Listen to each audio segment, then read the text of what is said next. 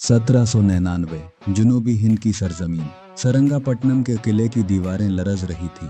बारूद की गूंज, तोपों की आग और फजा में एक ही नाम गर्दिश कर रहा था, टीपू सुल्तान। वो कोई आम हुक्मरान नहीं था, वो मैसूर का शेर था। एक ऐसा बादशाह जिसने बरतानवी ईस्ट इंडिया कंपनी के सामने झुकने से इनकार कर दिया था। ये थी आखिरी जंग, चौथी मैसूर जंग। किला मुहासरे में था, साथी कम हो रहे थे और दुश्मन दरवाजे तोड़ने के करीब था।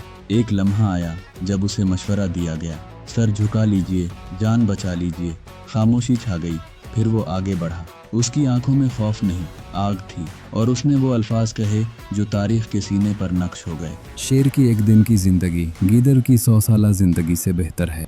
ये कोई डायलॉग नहीं था, ये उसकी तकदीर का ऐलान था। अगले ही लम्हे दरवाजे टूट गए, दुश्मन अंदर घुस आया, तलवारें टकराईं, गोलियां बरसें, और वो आखिरी दम तक लड़ता रहा। यहीं इसी मिट्टी पर टीपू सुल्तान गिर पड़ा, मगर हारा नहीं, क्योंकि उसने सिर्फ एक दिन की जिंदगी नहीं चुनी थी, उसने हमेशा के लिए इज्जत चुन ली थी। और यूं एक बादशाह मर गया, मगर एक कौल, एक कहानी, एक जुर्रत हमेशा के लिए जिंदा हो गई। आज भी जब तारीख के औराक पलटते हैं तो एक सवाल गूंजता है, क्या तुम जीना चाहते हो या सर उठाकर जीना चाहते हो? शेर की एक दिन की जिंदगी गीदड़ की 100 साला जिंदगी से बेहतर है।